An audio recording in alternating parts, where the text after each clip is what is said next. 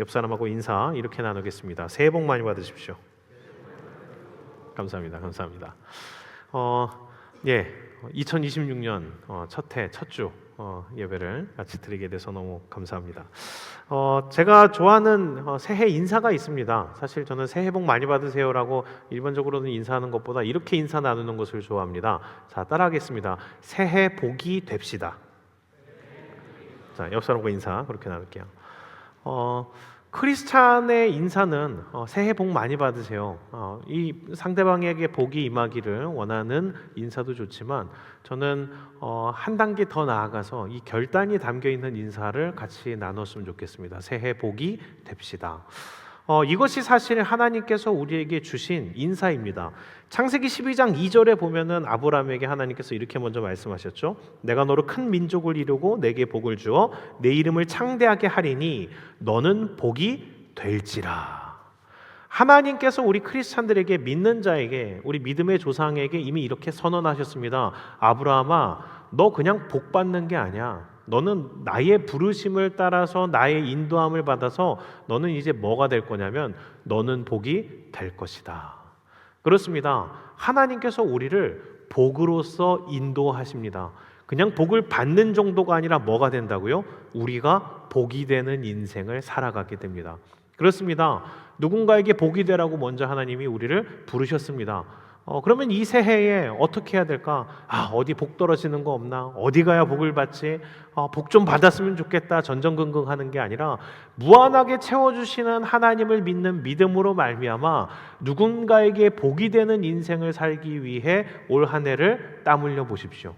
그럴 때 여러분들의 삶 가운데 오히려 풍성한 무한히 흘러 넘치는 떼고 또 떼도 흘러 넘치고 남게 되는 복된 인생이 되는 줄로 믿습니다.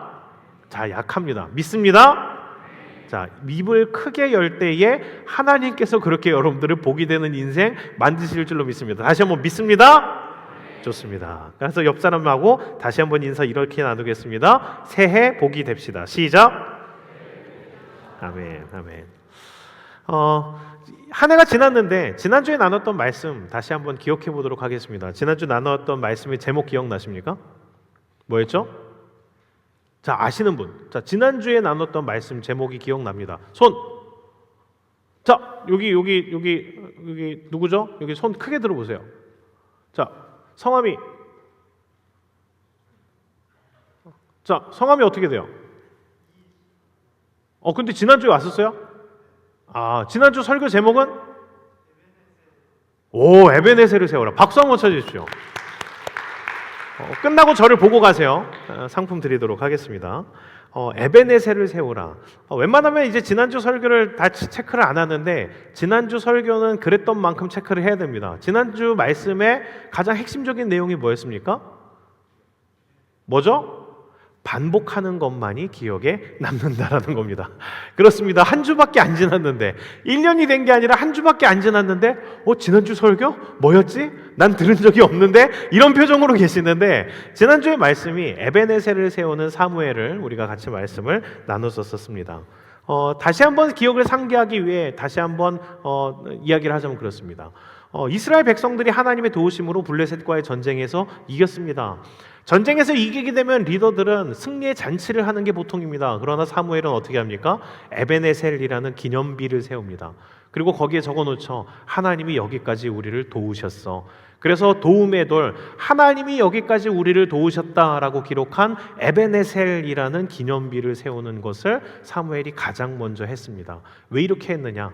사람들이 기억을 잊는다라는 거죠. 잊지 말자라는 겁니다. 그렇습니다. 우리는 그렇게 부족한 존재입니다. 억지로 기억하려고 하지 않으면 기억에 남지가 않습니다. 반복하지 않는 순간부터 사실은 잊겠다라는 선택을 한 것과 다름이 없다라는 겁니다.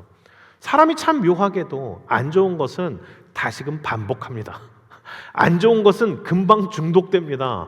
안 좋은 것은 냅둬도 자연스럽게 중독되고 남는데 좋은 것은 억지로 하고 또 하고 해야 겨우 할 수 있게 됩니다. 그렇기 때문에 우리는 뭘 해야 될까요?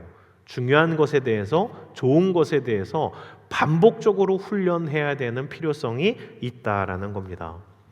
주일에 받은 은혜, 여러분들 오늘 말씀 은혜 받았어. 오늘 기도 열심히 했어. 이 감정 가지고 집으로 돌아가도 그거 월요일 넘기기 쉽지 않습니다. 월요일에 회사 가서 조금 짜증나는 일 있으면 세상이 왜 이 모양이야? 하나님은 날 싫어하나 봐. 바로 이렇게 됩니다. 그렇기 때문에 어떻게 됩니까? 매일매일마다 새로운 은혜를 구해야 하고 받은 은혜를 다시 한번 확인하는 훈련이 필요하다라는 겁니다. 그 훈련으로서 성숙에 이릅니다. 그 훈련으로서 뿌리 깊은 나무가 되는 겁니다. 그렇게 한때에 좋았던 감정으로 한때 뜨거웠던 사람이었어라는 옛날의 기억으로 사는 게 아니라 매일마다 하나님의 말씀을 반복하여 읽고 묵상하고 주야로 그것을 묵상함으로써 그 말씀 가운데에서 뿌리 내려 아름다운 열매까지 맺어 나가는 우리 성도들 되시길 주의 이름으로 축원합니다. 다시 한번 축원합니다. 입을 열어서 아멘 하는 게 훈련의 시작입니다. 그럼 이제 주님만이 왕이십니다라는 제목으로 이어서 지난주의 사무엘에 이어서 말씀을 나가도록 하겠습니다. 자주 말하는데 저에겐 중학생 아들과 딸이 있습니다. 이 아들과 딸이 사춘기입니다. 전쟁과 같은 하루하루를 보내고 있습니다. 사춘기의 특징이 뭐냐? 독립성입니다. 자아가 생성되는 시기죠. 그래서 중학생 아들, 중학생 딸 둘 다 독립성이 지금 피크를 달리고 있는 것 같아요. 이 사춘기의 독립성을 한마디로 정리해준 영화 제목이 있습니다. 누가 졌는지 모르지만 통찰이 있다라고 생각을 했습니다. 그 영화의 제목이 이거였어요. 이유 없는 반항. 사춘기의 특징이 무엇이냐? 이유가 없습니다. 왜 화를 내는지 모르는데 화를 냅니다. 그게 사춘기의 특징입니다. 사춘기를 겪고 있는 아들과 딸을 동시에 키우는 부모 입장으로서는 이게 참 매일 전쟁 같은 상황이 벌어지는 게 어쩔 수 없습니다. 뭐냐면 아들이 아빠한테 화를 낸다? 참을 수 있어요. 딸이 엄마한테 화를 낸다? 참을 수 있어요. 왜냐면 그래도 성숙한 부모가 사춘기의 아들, 딸 이렇게 할 거라는 것을 예상하고 참아줄 거를 각오하니까. 그런데 이 싸움이 중재되지 않고 멈추지 않는 경우가 있습니다. 누구와 누구의 관계일까요? 아들과 딸. 사춘기의 아들과 사춘기의 딸이 만나는 상황에서는 계속해서 전쟁이 벌어집니다. 왜요? 한쪽이 참아주는 성숙함이 없기 때문입니다. 그 두 아들과 딸이 만나서 싸울 때에는 타협점이 없습니다. 왜요? 내가 왕이에요. 내가 옳아요. 내 생각엔 내가 맞는데 너 왜 양보를 안 해? 아니야, 오빠가 틀렸어. 오빠가 잘못했어. 오빠 때문이야. 아니야, 너가 잘못했어. 너 때문이야. 이 사춘기 아들과 딸이 만나서 전쟁이 벌어지는 가운데 평화는 가정에서 사라지고 있습니다. 그 아들, 딸을 보면서 저는 저의 과거를 생각했어요. 왜 이렇게 성숙된 인격을 못 가질까? 목사 아들, 목사 딸이면 좀 다를 줄 알았는데 왜 똑같을까? 나도 저랬을까 하면서 과거를 되돌아봤더니 어땠을까요? 나도 그랬습니다. 누구나 그렇습니다. 그 시기가 있습니다. 그런 상황들이 있습니다.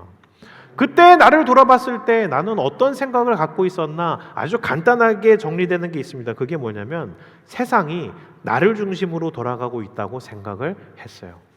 이게 사춘기의 가장 정확한 특징이랍니다. 어렸을 때의 인격들이 갖고 있는 가장 커다란 특징 중 하나, 세상이 나를 중심으로 돈다라고 생각을 해요. 그래서 내가 죽으면 마치 세상이 끝날 것 같고 오직 나만이 세상에서 이제 유유자적, 이제 홀로 지존, 이렇게 자기의 자아가 너무나 커다래서 세상이 나를 중심으로 돌고 있다라는 착각을 갖는 게 이 사춘기와 어린 사람들의 특징이라는 겁니다.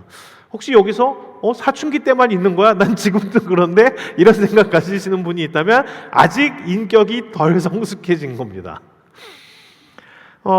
우리가 예수를 믿기 참 쉽지 않은 이유가 있습니다.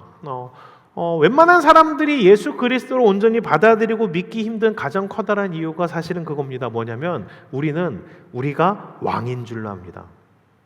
누가 가르쳐 준 것도 아니고 시킨 것도 아닌데 사실 모든 사람들 그 내면 가운데 갖고 있는 생각 뭐냐면 내 인생의 주인은 나야. 내가 왕이야. 나는 내 마음, 내 뜻, 내 생각, 내 기분대로 살 거야가 누구에게나 있습니다. 제가 아직 젊기 때문에 음악 중에서 힙합을 좋아합니다. 사실 찬양보다 예전에는 힙합을 더 많이 들었습니다. 그런데 힙합을 듣다가 이제 좀 나이가 들고 나니까 이제 약간 좀 그 힙합이 좀, 특히 요즘 힙합이 좀 듣기가 좀 싫어졌다라고 느꼈던 때가 뭐냐면 그 가사 내용이 너무 유치해졌다라는 생각이 많이 들었어요. 옛날만 해도 어떤 뭐 사회 비판 뭐 이런 것들이 많았는데 최근에 들어서의 어떠한 그 힙합의 기조가 어떤 식으로 흘렸냐면은 플렉스로 흘렸어요. 그래서 그 가사가 대부분 그냥 가사를 읽어보면 뭐죠? 뭐 리듬이나 이런 건 멋진데, 라임도 멋진데, 가사를 살펴보면 이 내용이죠. 나 돈 많어, 나 롤렉스 샀어, 나 돈 한 달에 얼마씩 써, 나 얼마 벌어봤어, 막 이렇게 가는 거죠. 이게 그냥 멋진 리듬으로 들어서 멋있어 보이는 거지만 사실 그 가사의 내용을 정밀하게 분석해 보면 어떤 수준이냐면 딱 초딩 수준이죠. 초딩들이 다툴 때 어떻게 합니까? 나 집에 딱지 100장 있다. 나 비행기 타봤다. 너 태국 가봤어? 나 태국 가봤다. 우리 아빠 소방관이다. 우리 아빠 경찰이다. 뭐 이렇게 뭔가 자기의 뭔가를 이렇게 자랑하는 거. 요 정도가 어떤 수준이냐면 사람의 인격으로 봤을 때 이거는 딱 초딩 수준입니다. 자기만 최고이고 자기가 왕인 줄로 아는 사람은 아직 인격이 어린 겁니다. 어리석은 겁니다. 아직 철이 덜 든 겁니다. 오늘 말씀에 보면 사무엘이 늙었습니다. 하나님의 뜻을 따라서 이스라엘을 잘 다스렸지만 한 가지 안타까운 사실이 있었습니다. 그게 뭐냐면 믿음의 후대를 잘 준비하지 못했습니다. 사무엘은 그렇게 백성들을 잘 가르쳐서 잘 세워놨는데 안타깝게도 그 아들들을 제대로 가르치지 못했습니다. 성경에 보면 종종 그런 일들이 벌어집니다. 그 대단한 여호수아 뒤에 여호수아만한 후대가 나오지 않는다는 겁니다. 모세는 여호수아를 남겼지만 여호수아는 그렇지 못했습니다. 그러자 어떤 일이 벌어집니까? 여호수아, 그 찬란했던 그 시대 이후로 바로 혼란의 시대 사사기가 찾아왔습니다. 사무엘은 자기 스스로는 하나님 앞에 바로 서며 부끄럽지 않게 행동했지만 그 자기의 친자녀들을 가르치지 못했습니다. 아마도 여기저기 다니느라고 너무나 바빠서 자식 교육을 제대로 못 시켰던 것 같습니다. 근데 이게 그런 그 교계의 상황들을 보면은 그런 일들이 종종 벌어지는 것을 보게 됩니다. 왜냐하면 가끔씩 보면은 참 훌륭하고 대단한 목회자들 많거든요. 근데 그분들 밑에 망나니 같은 자녀들이 나오는 경우를 종종 보게 됩니다. 왜 그럴까 했더니 아버지의 부재였던 것 같습니다. 제가 아는 한 목사님이 얘기한 게 그게 있어요. 그분이 강의다 집회다 하며 정말 1년에 300일 정도를 이렇게 부흥회나 이런 걸 다니시면서 너무 바쁘게 전 세계를 다니시면서 이제 이런 사역을 하시는 분이 있는데 그분이 어느 날 너무 반성을 하면서 이 얘기를 하는 거예요. 어느 날 이 아들이 학교에서 이제 그런 그 선생님이 질문을 했대요. 각 이제 그 아버지 뭐 하시는 분이나 직업 조사를 하는데 그 선생님이 이렇게 아들한테 질문했답니다. 그 목사님의 아들한테 누구누구야 혹시 아버지 뭐 하시는 분이니? 했더니 아들이 퉁명스럽게 딱 이렇게 대답했답니다. 집에 안 들어오시는 분이요. 아버지의 직업을 물었더니 아들이 그냥 집에 안 들어오는 사람이라고 얘기를 했답니다.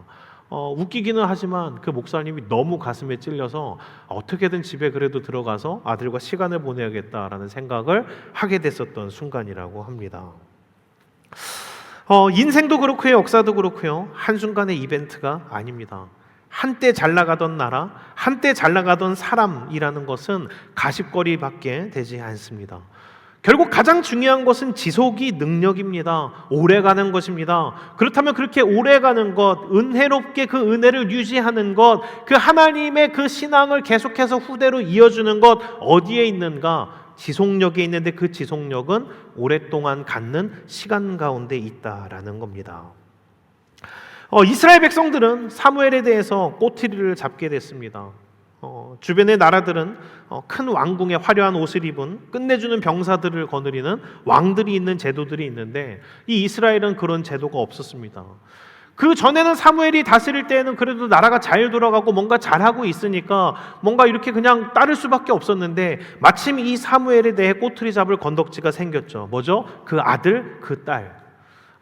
그 사무엘의 아들들이 뭔가 제대로 그 사사의 역할을 제대로 감당하지 못하는 것을 보고 이 백성들은 이때다 싶어서 요구를 하는 겁니다. 사무엘이시여, 지금 당신의 아들들이 얼마나 엉망으로 지금 잘 못하고 있는지 보이십니까? 이게 왕이란 제도가 없어서 그렇습니다. 우리도 저렇게 화려한 왕이라는 제도를 갖추면, 제대로 이 정치적인 제도를 갖추면은 우리도 이런 일이 없을 거 아닙니까? 그러니까 우리도 왕을 만들어 주십시오. 이 백성들은 왕을 요구하고 있습니다. 이 백성들은 이 사무엘이 가르쳤을 때, 사무엘이 다스렸을 때 뭔가 잘 돌아가는 것 같았지만 이 백성들은 지금 뭐에 눈이 멀었냐면 화려한 것에 눈이 멀었습니다. 사무엘은 혼자서 다닙니다. 그저 하나님의 말씀을 전할 뿐 화려한 왕궁도 없고 뭔가 있어 보이는 게 없습니다. 뭔가 눈에 보암직도 하고 뭔가 멋있어 보임직도 없으니까 이 사람들은 타국에서 하고 있는 그 왕이란 제도를 탐내고 있는 겁니다. 사무엘상 8장 4절에서 5절 한번 우리 읽어보도록 하겠습니다. 사무엘상 8장 4절에서 5절입니다.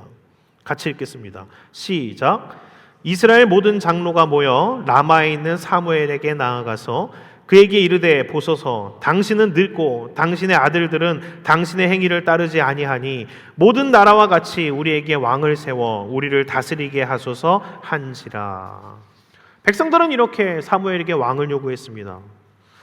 겉으로 보기에는 장로들이 사무엘에게 가서 왕을 요구하는 것 같지만 사실 이것은 사무엘을 향하고 있는 말들이 아닙니다. 누구를 향하고 있는 말입니까? 하나님을 향해 하고 있는 말입니다. 우리는 여기서 잠깐 멈춰서 생각을 해봐야 됩니다. 이스라엘, 주변의 다른 국가들은 이미 왕정 제도를 실행한 가운데 이스라엘에는 왕을 세우지 않고 그 제도를 채택하지 않고 있었습니다. 그렇다면 이유를 생각해 봐야 됩니다. 이스라엘에는 왜 왕이 없었습니까? 하나님이 이 왕이라는 인간의 조직 체계를 잘 이해를 못하셨기 때문에 도입을 못했던 걸까요? 아니요, 그게 아닙니다. 이 이스라엘 백성들이 지금 모르고 있는 것은 뭐냐면 하나님의 마음을 전혀 모르고 있습니다. 이 하나님께서 왕을 안 세웠던 것은 이 메시지를 담고 있는 겁니다. 이스라엘 백성들아, 잘 들어라. 너희들을 다스리고 너희들을 통치하는 왕은 다른 누군가가 아니라 나다. 내가 너희들의 왕이야. 이것을 그 제도 가운데에서도 하나님은 이스라엘 백성들에게 보여주고 가르치고 있는 것입니다. 하나님께서는 그래서 이스라엘의 왕은 나다. 그리고 너희들은 나의 통치를 받으며 이 제사장 나라로서의 역할들을 감당해야 된다. 이것을 이스라엘을 통해서 온 열방에게 메시지를 전달하고 싶은데 이 이스라엘조차 지금 하나님을 왕으로 섬기려 하지 않고 있는 겁니다. 그 주변에 보이는 하나님 말고 눈에 뭔가 삐까뻔쩍하고 그럴싸해 보이는 잘 나가는 인간의 왕을 이스라엘 백성들은 요구하고 있었습니다. 하나님은 여기에 속이 상하시죠. 그 잘 나가 보이는 왕, 그 왕이 과연 무엇을 하는 존재인지에 대해서 하나님은 백성들에게 가르쳐 주십니다. 그게 11절부터 18절까지의 내용입니다. 인간의 왕, 이스라엘 백성들이 그렇게 원하는 그 왕은 어떤 것을 하는 사람들인가? 11절부터 18절 우리 합독으로 같이 한번 읽어보겠습니다. 시작. 이르되 너희를 다스릴 왕의 제도는 이러하니라. 그가 너희 아들들을 데려다가 그의 병거와 말을 어거하게 하리니 그들이 그 병거 앞에서 달릴 것이며 그가 또 너희의 아들들을 1000부장과 50부장을 삼을 것이며 자기 밭을 갈게 하고 자기 추수를 하게 할 것이며 자기 무기와 병거의 장비도 만들게 할 것이며 그가 또 너희의 딸들을 데려다가 향료 만드는 자와 요리하는 자와 떡 굽는 자로 삼을 것이며 그가 또 너희의 밭과 포도원과 감람원에서 제일 좋은 것을 가져다가 자기의 신하들에게 줄 것이며 그가 또 너희의 곡식과 포도원 소산의 11조를 거두어 자기의 관리와 신하에게 줄 것이며 그가 또 너희의 노비와 가장 아름다운 소년과 나귀들을 끌어다가 자기 일을 시킬 것이며 너희의 양떼의 10분의 1을 거두어 가리니 너희가 그의 종이 될 것이라. 그날에 너희는 너희가 택한 왕으로 말미암아 부르짖되 그날에 여호와께서 너희에게 응답하지 아니하시리라 하니 아멘. 백성들은 지금 화려함에 눈이 멀어서 왕을 달라고 요구하고 있지만 정말 따져보자면 그 왕이란 제도는 백성들에게 좋을 게 하나도 없습니다. 그 왕의 화려함을 유지하기 위해 무엇을 해야 됩니까? 그 왕은 백성들의 것을 빼앗아 가야만 합니다. 그 왕의 힘, 왕의 재력, 왕의 제도, 왕의 권력, 그 모든 것들을 백성들로부터 빼앗아 와야지만 유지되는 게 왕정 제도라는 겁니다. 하나님은 이것을 너무나 잘 알고 계시기에 답답하신 겁니다. 하나님은 백성들을 외세의 손길에서 건져주시고 그 백성들을 먹이시고 그 백성들을 지키시고 그 백성들과 함께 하시는데, 오히려 백성들을 섬기는 왕이 하나님이신데 이 백성들은 자신들을 섬겨주는 왕인 하나님은 보지 못하고 자신들을 수탈하고 자신들을 약탈할 인간의 왕을 원하고 있는 이 순간이 너무나 가슴 아프고 답답하신 겁니다. 혹시라도 알아들을까 싶어서 세세히 말씀하셨지만 이스라엘 백성들은 이미 귀를 닫아버렸습니다. 마치 사춘기 아들, 딸처럼 이렇게 얘기한 거죠. 모르고 빨리 옷 사달라고. 모르고 빨리 왕 달라고. 몰라, 하여튼 빨리 왕 줘. 이렇게 나아가는 겁니다. 그런데 이런 비극이 너무나 자주 일어납니다. 신약 시대 때에도 그렇지 않습니까? 진정한 왕이신 예수 그리스도가 이 땅에 오셨습니다. 근데 그분 이 땅에 오실 때에 어디서 태어나시냐면 마구간에서 태어납니다. 우리를 다스리시고 통치하시고 이 땅을 지으신 창조주 하나님, 그 하나님이신 예수 그리스도가 그 어디 방 하나 얻을 곳이 없어서 짐승우리인 냄새나는 마구간에서 태어나십니다. 그리고 그분은 말구유에 올려집니다. 말이 먹는 밥그릇, 온갖 침과 온갖 썩은 내가 진동하는 그 구유 위에 우리의 진정한 왕이 올려지신 겁니다. 그분의 공생애의 삶은 그러했습니다. 누군가를 먹이십니다. 아픈 사람을 치유하십니다. 눈먼 자를 눈뜨게 하십니다. 헐벗고 굶주린 자들, 영적으로 억눌린 자들을 찾아가서 그들을 도와 그들을 세우십니다. 그게 예수님의 공생애의 사역들입니다. 그리고 그분의 마지막 어떻게 됩니까? 그렇게 너희들의 왕은 나야. 나는 섬김을 받으려 온 게 아니라 너희들을 섬기러 왔어. 직접 섬기며 그 시간들을 함께 해주셨는데 사람들은 그 예수 그리스도를 십자가에 못 박습니다. 아니, 당신 같은 왕 필요 없고 화려한 왕이 좋아. 아니, 당신 같은 왕 말고 내가 왕이 될 거야. 사람들은 그렇게 하나님이신 예수 그리스도를 십자가에 못 박아 죽인 겁니다. 말씀을 정리합니다. 이때 이스라엘 백성들, 하나님을 왕으로 삼기 싫어서 하나님을 멸시하고 다른 인간 왕을 달라고 떼를 쓰던 그 사람들과 우리가 크게 다를 바 없습니다. 우리도 늘상 이럽니다. 내가 왕이 되려고 하거나 아니면 내가 좋아하는 어떤 것으로 나의 왕, 나의 우상을 삼습니다. 어떤 사람은 돈이 왕입니다. 어떤 사람은 성공이 왕입니다. 어떤 사람은 연애 상대가 왕이고 누구는 자식이 왕입니다. 누구는 대학이 왕이고 누구는 연예인이 왕이고 누구는 인기가 왕입니다. 누구는 자기를 중독시키는 술이나 담배, 도박, 게임이 왕입니다. 사람은 그렇게 자기가 왕 삼은 그것들을 마치 이것이 왕을 삼으면 나를 행복하게 하고 나를 만족시켜 줄 것으로 착각하며 그것을 세우고 그것을 쫓아갑니다. 그러나 그것들이 여러분들을 만족시키지 못합니다. 예레미야 29장 11절에 하나님께서 이렇게 말씀하십니다. 여호와의 말씀이니라. 너희를 향한 나의 생각을 내가 아나니 평안이요 재앙이 아니니라. 너희에게 미래와 희망을 주는 것이니라. 인간은 섬김을 받으려고 자기가 왕이 되려 합니다. 그러나 하나님은 우리를 섬기기 위해 직접 낮아지시는 진정한 왕이십니다. 참 묘합니다. 내가 왕이 되려 하면 전쟁이 끊이지 않습니다. 비극이 끊이지 않습니다. 그곳에는 아무것도 남지 않습니다. 그러나 하나님을 왕을 삼을 때 우리의 것이 수탈되는 것이 아니라 그분은 섬김의 왕이시기 때문에 그분을 섬길수록 우리의 삶이 풍성해집니다. 우리뿐만 아니라 우리의 주변이 풍성해집니다. 놀라운 모순이 일어나는 겁니다.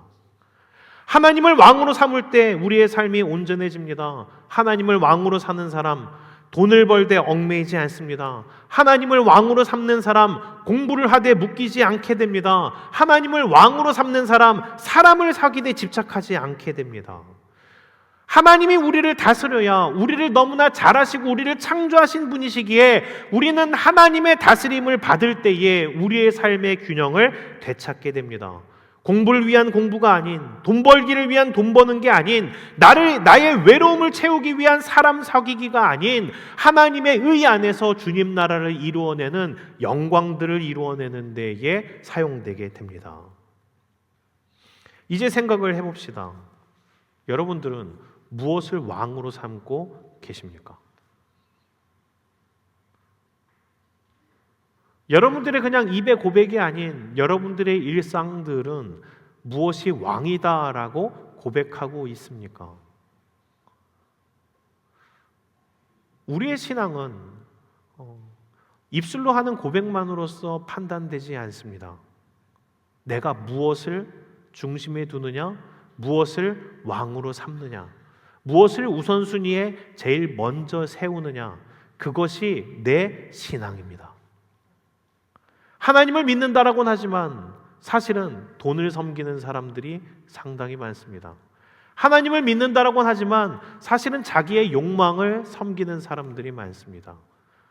성경이 말하는 신앙은 그 우선순위의 첫 번째가 하나님이 되는 겁니다. 하나님께서 우리에게 요구하시는 것은 그 왕됨의 자리를 하나님께 맡기라는 겁니다. 이것을 하나님은 양보하지 않으십니다. 오직 주님만을 온전히 왕으로 삼을 때, 하나님의 다스리심을 온전히 받을 때 하나님께서 우리의 삶을 인도하기 시작합니다. 이번 2026년 어떤 생각과 어떤 계획을 갖고 계십니까? 2026년을 하나님께 드리십시오. 2026년에 그 모든 계획과 여러분들의 시간의 시작 가운데 하나님으로서 시작하십시오. 그렇게 하나님의 왕됨을 온전히 삶으로서 고백하는 우리 모든 청년들 되시기를 주의 이름으로 축원합니다.